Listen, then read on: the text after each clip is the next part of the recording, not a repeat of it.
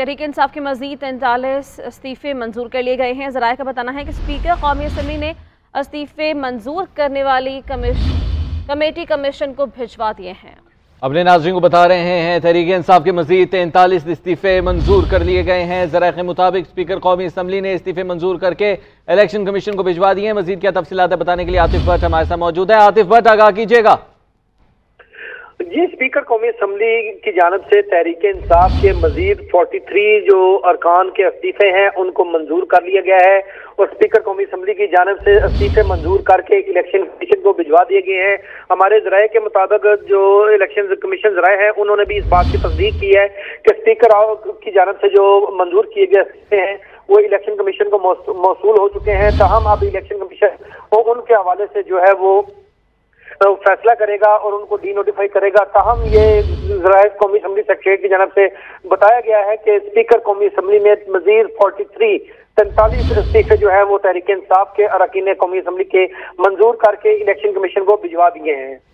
ठीक है, इस हवाले से भी बताइएगा आतिफ कि गुज़श्ता रोज़ ये इतलात भी आई थी कि इलेक्शन कमीशन ने PTI के दो अरकान से मुलाकात की हामी भरी थी और मुलाकात तय भी पा गई थी। वो मुलाकात हुई, उसमें कुछ बन पाया या मुज़ाकरात की कोशिश की PTI अरकान ने? जी, गुज़श्ता रोज तहरीक इंसाफ के रहनुमाओं ने यही कोशिश की कि वो अपने इस्तीफे वापस लें। पार्लियामेंट बंद कर दी गई, स्पीकर ने मुलाकात से इनकार कर दिया और स्पीकर से भी उनकी मुलाकात नहीं हो सकी और उसके बाद वो इलेक्शन तहरीक इंसाफ के रहनुमा इलेक्शन कमीशन गए और वहां जाकर उन्होंने ये वाज़े तौर पर उनको आगाह किया कि हम जो हमारे अरकान हैं उन्होंने अपने इस्तीफे जो है वो वापस लेने का फैसला किया है और वापस ले लिए हैं और इस हवाले से स्पीकर को आगाह कर दिया गया है। अगर डी नोटिफाई करने के लिए आपके पास मामला आए तो आप हमारे इस्तीफे जो है वो किसी तौर पर एक्सेप्ट ना करते हुए डी नोटिफाई ना किया जाए, क्योंकि स्पीकर का ये काम जो है वो गैर कानूनी होगा। ताहम अब स्पीकर की जानब से 43 अरकान कौमी असम्बली के इस्तीफे जो हैं वो मंजूर कर लिए गए हैं और अब बाज़ाब्ता तौर पर इलेक्शन कमीशन को भी वो इस्तीफे मंजूर होकर जो है वो इलेक्शन कमीशन को मौसूल हो गए हैं और इस वक्त जो इलेक्शन कमीशन हुकाम है उन जो स्पीकर की जानब से आई हुई जो रेफरेंस है उसका जायजा ले रहा है। जी ठीक है आतिफ, भी बताइएगा कि इस सारे सूरत हाल में, ठीक है आप साथ ही रहिएगा, अभी हमें ज्वाइन किया साबिक secretary election commission Kanwar Dilshad साहब ने। कंवर दिलशाद साहब, शुक्रिया आपके वक्त का। कहिएगा कि PTI अरकान के मजीद 43 इस्तीफे मंजूर कर लिए गए हैं। ये वही कौमी असम्बली है जो पहले इस्तीफे मंजूर करने से इनकारी थी। अब PTI अरकान इलेक्शन कमीशन के दर पर है। इलेक्शन कमीशन का इस सारी सूरत हाल में क्या किरदार हो सकता है कानूनी तौर पर?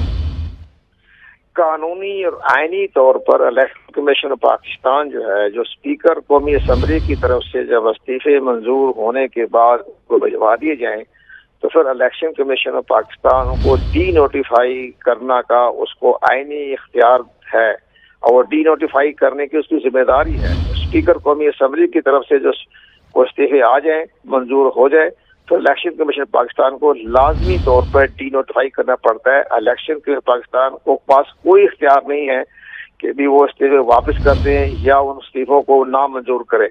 इलेक्शन कमीशन पाकिस्तान में फुल तौर पर स्पीकर कौमी असम्बली की हदायत के मुताबिक डी नोटिफाई करने पड़ जाते हैं। ये आइन और कानून में लिखा हुआ है। तो इलेक्शन कमीशन पाकिस्तान इसके बारे में इंतहाई उनके पास महदूद इख्तियार है कि इमीडिएटली जो है उसका नोटिफिकेशन किया जाए। अब जो उनके खिलाफ जो इमरान खान साहब की पार्टी कहती है इलेक्शन कमीशन के सामने मुजाहरे कर रही है, तो इलेक्शन कमीशन पाकिस्तान इख्तियार ही नहीं है। इलेक्शन कमीशन पाकिस्तान के पास जो भी आएगा इस्तीफा उसको मंजूर करना पड़ेगा, आइन में लिखा हुआ है। तो इस लिहाज से आईनी तौर पर तो इलेक्शन कमीशन की यही जिम्मेदारी है कि जो स्पीकर की तरफ से आए फौरी तौर पर उसको इस्तीफा जो है वो डी नोटिफाई कर दी जाए।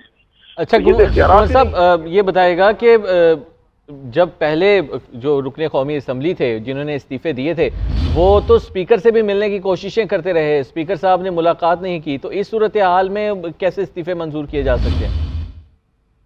स्पीकर के पास मुकम्मल इख्तियारात हैं। स्पीकर कौमी असम्बली के पास जब इस्तीफे आ जाते हैं तो वो मंजूर कर लेते हैं। जब मंजूर करने के बाद वो फिर उसकी इमीडिएटली वो इलेक्शन कमीशन पाकिस्तान उसको डी नोटिफाई करने का मिजाज है और वो डी नोटिफाई करना इलेक्शन कमीशन पाकिस्तान की आईनी जिम्मेदारी है। उसको वो इनकार नहीं कर सकता, वापस नहीं कर सकता, मौखर नहीं कर सकता। ये इख्तियार नहीं है इलेक्शन कमीशन के पाकिस्तान के पास।